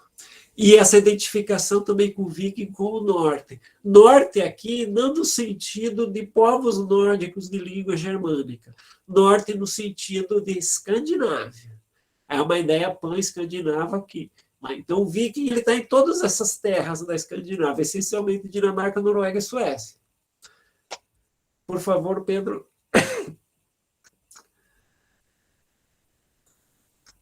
Só a título de ilustração.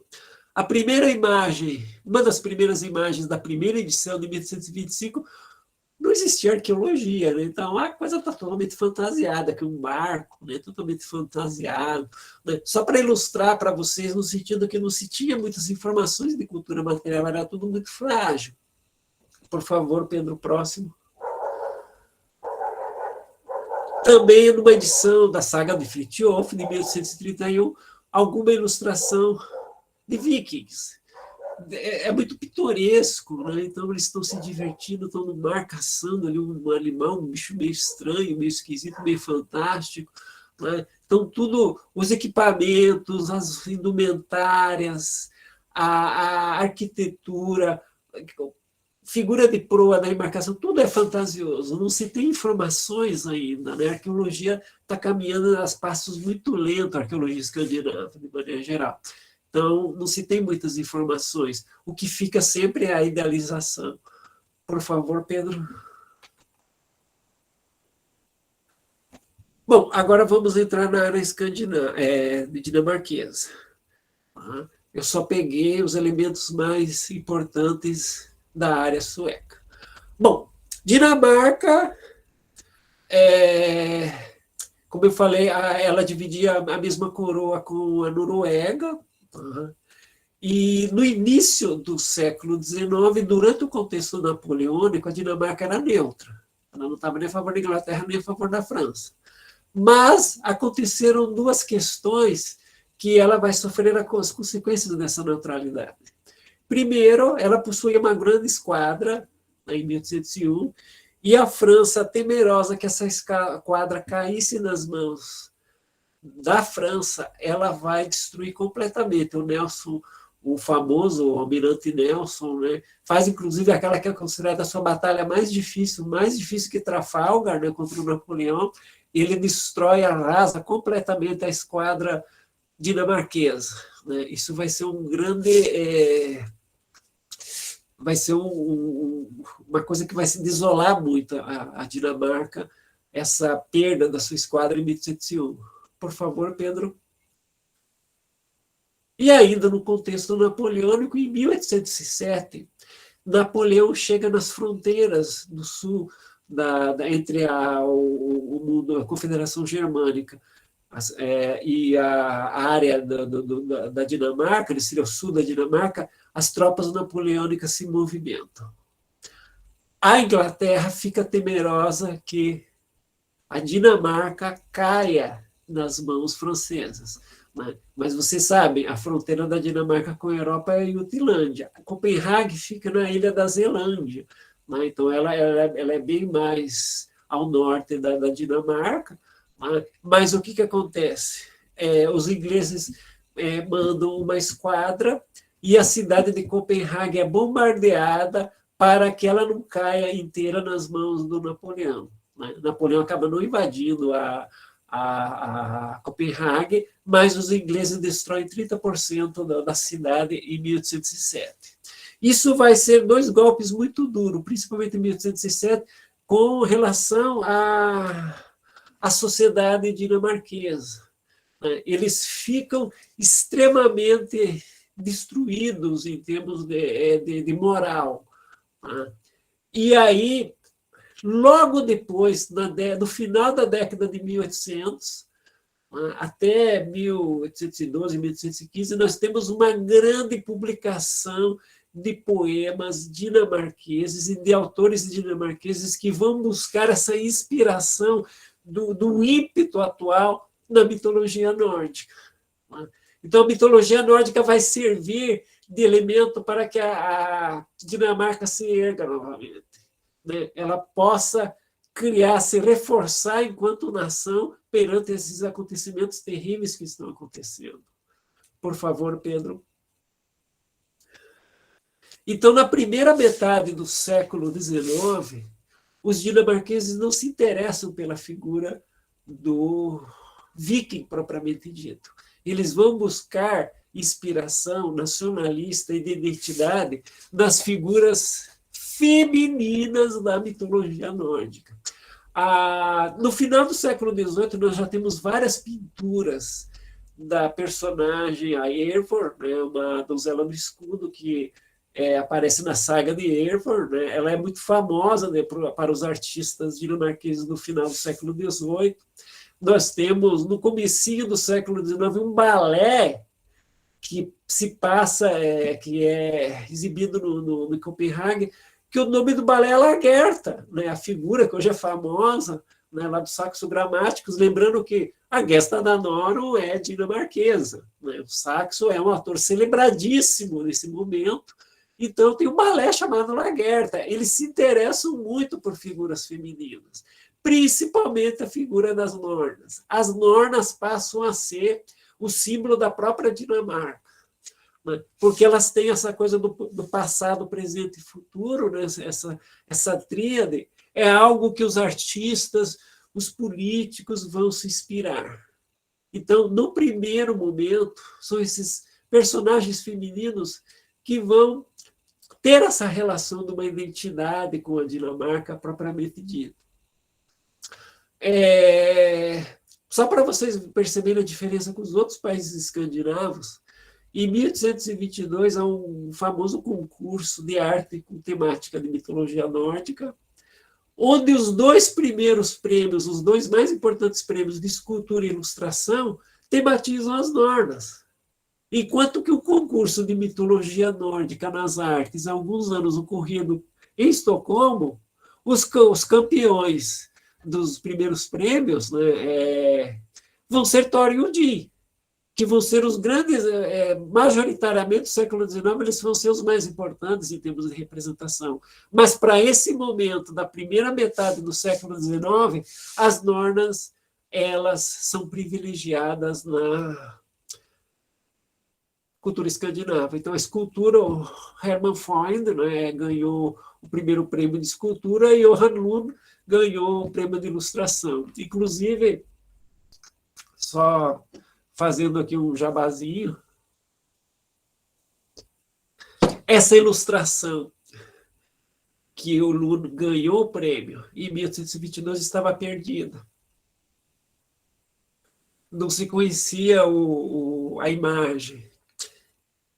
E foi numa pesquisa que eu fiz em 2019, eu consegui encontrar a imagem impressa, né, uma cópia, num livro alemão da década de 1830 e 1840. Nesse estudo, que depois eu vou referenciar, então eu encontrei a ilustração. Por favor, Pedro. Na década de 1830, nós temos a primeira representação do viking na arte ocidental.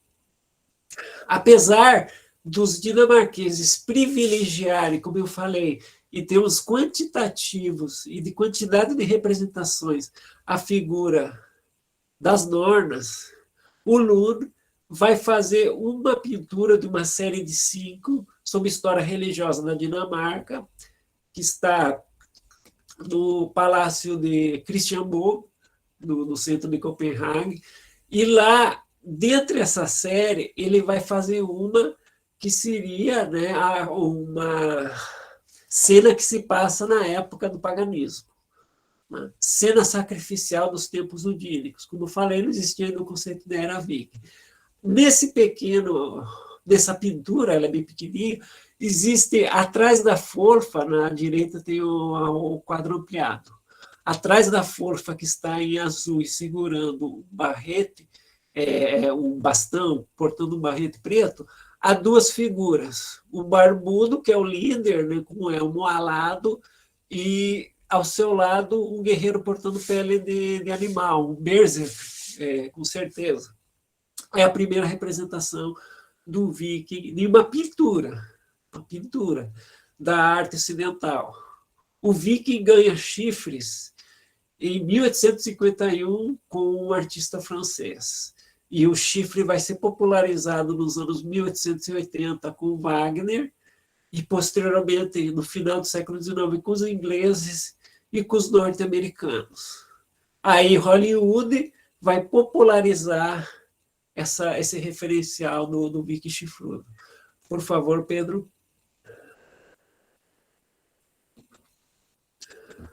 Um outro elemento que vai ajudar a consolidar a identidade nacional dinamarquesa são dois conflitos de fronteira, chamadas Guerras do Slésvico.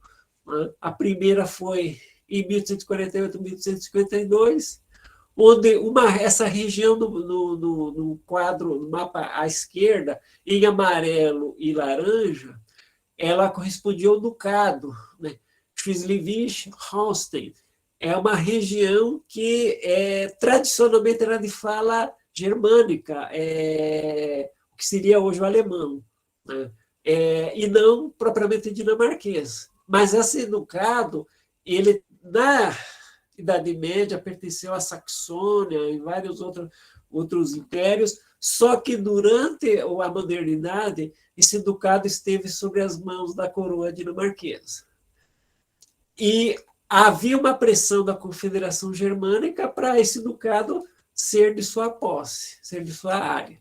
Então, em 1848 e 1852, tem um primeiro conflito no qual a Dinamarca sai ganhando e conserva essa região, e depois, em 1864, com a ajuda da Prússia, armamento da Prússia, o ducado se liberta da Dinamarca e vira uma possessão da Prússia, e em 1876, uma região da Alemanha. Por favor, Pedro. E então, esse entreguerra, a primeira guerra do Slésvico e a segunda, nós temos uma produção imensa de obras que reforçam esse ideal nacionalista dinamarquês baseado num passado nórdico, né? E essencialmente mítico, né? É um livro que foi publicado em 1854, na História Ilustrada na Dinamarca para o Povo, do Adam Fabricius. Ele vai ter vários elementos onde ele vai seguir essa tradição, vai colocar as Nornas, né, as Valquírias, aqui aparece no contexto da obra como incentivadoras da nação, guias da nação, né? Ele transforma algumas personagens, como no quadro central, que são apenas rainhas, que são feiticeiras, se tornam valquírias, né? Essa coisa da valquíria, então, ela começa a ser cada vez mais importante. E o clímax disso, né, é uma pintora de origem polonesa, a Elizabeth Henrico Ballmann. Ela, em 1851, realiza a pintura nacionalista mais famosa da história dinamarquesa, que é A Mãe de Dinamarca. É uma camponesa, donzela do escudo. Aliás, esse tema da donzela do escudo e da valquíria, ele é tão importante na Dinamarca do período, né, que se fazem bailes, festas, onde as moças se vestem de donzelas do escudo, se vestem de valquírias, né? Então, isso é um material ainda inédito, pouco pesquisado. A filha da pintora, ela vai em carnaval na Itália vestida de valquíria, né, na década de 1850. Então, nós temos um material ainda que é pouco pesquisado, mas que mostra, então, essa identidade feminina, de elementos femininos com a nação dinamarquesa. Por favor, Pedro. E, por fim, o mesmo pintor que fez várias ilustrações para o livro do Fabrício, o Frölich, aqui ele vai enaltecer o viking. O viking entra em cena definitivamente na arte dinamarquesa no final do século XIX. Aqui é o castelo castelo não, o palácio de Frederiksborg, né, onde o Frölich vai fazer várias imagens enaltecendo esse passado viking, né? O viking como herói nacional, o viking como o grande campeão do passado no qual as pessoas têm que se inspirar, né? Ele é triunfante, ele é ousado, ele é o herói, né? Coragem, ímpeto, valores que a sociedade dinamarquesa procura. Lembrando, recordando que essa imagem está no palácio, então, portanto, são obras num contexto de espacialidade pública, e lembrando também que, na mesma época, na prefeitura de Copenhague, o Frölich fez várias e outras pinturas murais retratando vikings. Né? Então, o espaço público de Copenhague, no final do século XIX, ele se enche de elementos vikings e também fontes com temas da mitologia, que eu não vou citar aqui essencialmente. Por favor, Pedro.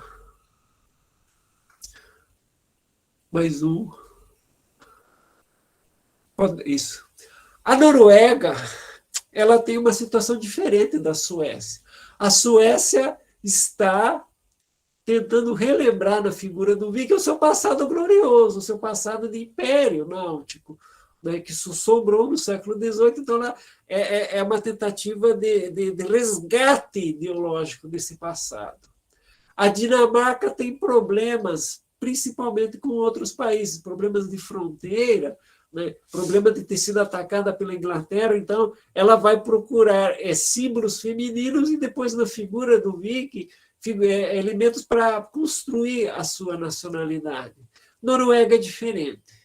Noruega, primeiro, ela esteve anexada ao Império Dinamarquês e, a partir de 1814, ela está submetida à coroa sueca. Por mais que durante o século XIX tenha acontecido algumas legislações, alguns elementos que dão uma maior liberdade para a coroa norueguesa, ela era ainda assim submetida à coroa sueca até 1905. Então, como a Noruega vai encarar a figura do viking e dos mitos nórdicos é uma maneira diferente da Dinamarca e da Suécia. Ela quer esse passado, mas ressignificado no sentido de libertação, de independência. Por favor, Pedro. O grande representante, há muitos outros que não vai dar tempo aqui de ver, mas, essencialmente, o artista que vai sintetizar todo esse ímpeto de independência nacional na Noruega é o Peter Arbo. Por favor, Pedro, já no início da segunda metade do século XIX. Uma das coisas que ele vai mais retratar são batalhas históricas, né, ou batalhas com caráter semi-histórico, lendário, de sagas. Ele vai privilegiar muito essa coisa da batalha, né, dentro, então, de uma temática muito forte do romantismo, que é morrer pela nação.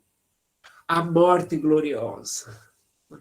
A morte gloriosa, você dar a sua vida pela nação. Então, isso é uma ideia que está sendo passada por várias de suas obras. Por favor, Pedro.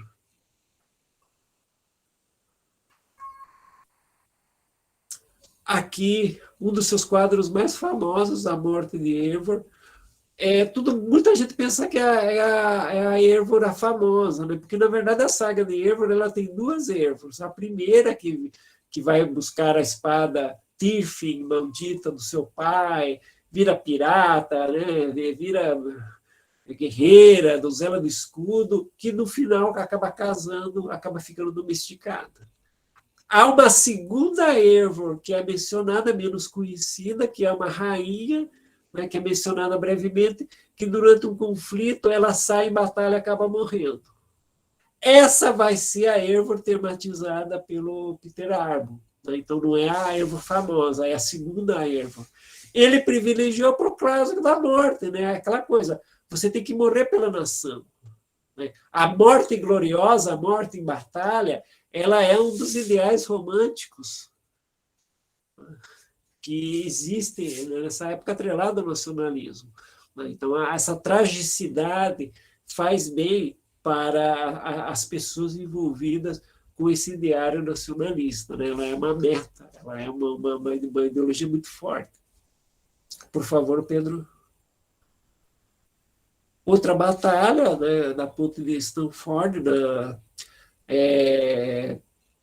onde também vai ser privilegiado essa questão da derrota dos noruegueses, né, como um lembrete, então, dessa história trágica que a Noruega passou, né, mas, ao mesmo tempo, ela tem que encontrar elementos que vão reforçar a sua continuidade com o presente e com o futuro.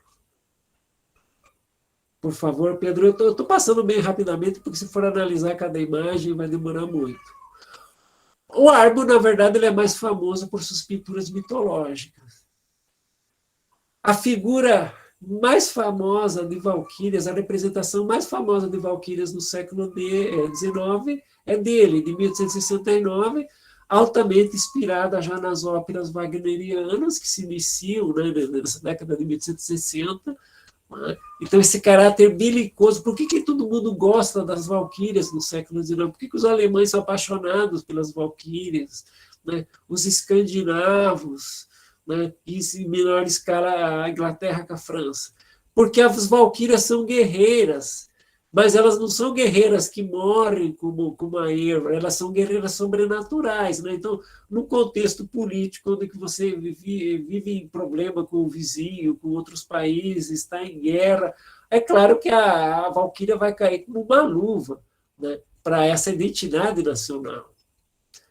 Vida Wagner, quando que se completa as óperas wagnerianas do Nibelungo, nos anos 1870, que coincidem com o quê?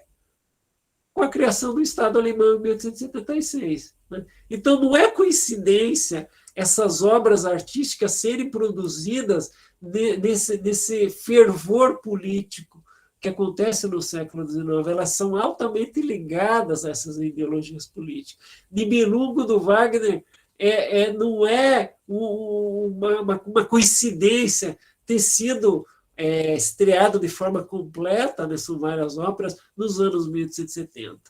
Né? Mas, justamente, elas têm a ver com essa consolidação do Estado Nacional Alemão, que busca, nos mitos nórdicos, muitas das suas fontes de inspiração. Né? E isso não vai terminar por aí, depois até o próprio nazismo vai se inspirar muito no mundo nórdico, seguindo essas tradições. Por favor, Pedro. A Caçada Selvagem é um dos quadros mais famosos de temática artística dos mitos nórdicos do século XIX. Atualmente foi até capa de banda de death metal. Né? É muito super famoso. O Pablo Gomes de Miranda tem um artigo no Scandia em inglês, mas ele também tem uma versão em português analisando essa pintura, então vale a pena conhecer todos esses elementos nacionalistas. É baseado um pouco no folclore, é baseado num poema norueguês um pouco anterior, mas essencialmente é uma obra exaltando a liberdade da Noruega. Por favor, Pedro. E, para concluir, o principal elemento ideológico que vai contribuir para a independência da Noruega. A descoberta, em 1904, aliás, a maior descoberta arqueológica de temática nórdica de todos os tempos. O barco de Musenberg, de 1904. Vai ser essencial, né, para a independência da Noruega em 1905. E é triste saber que o museu do navio Viking está com problemas, né? Ele foi realocado para um novo museu que estava para ser construído, mas o governo cortou verbas. Não sei se é efeito do Putin, né, com questão de você jogar dinheiro agora para a corrida armamentista europeia, mas o acervo está ameaçado. Quem quiser ajudar, tem a petição internacional que foi postada no Facebook do grupo e da página do Neve no Facebook, onde vocês podem contribuir com a sua assinatura, caso desejem, né, para a sobrevivência, então, desses... São 3 navios, o mais famoso é o The Useman.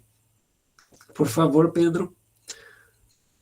E aqui uma bibliografia, eu vou passar bem rápido, esse arquivo se encontra na minha conta no Academia, então, para quem tiver interesse no arquivo, está lá já.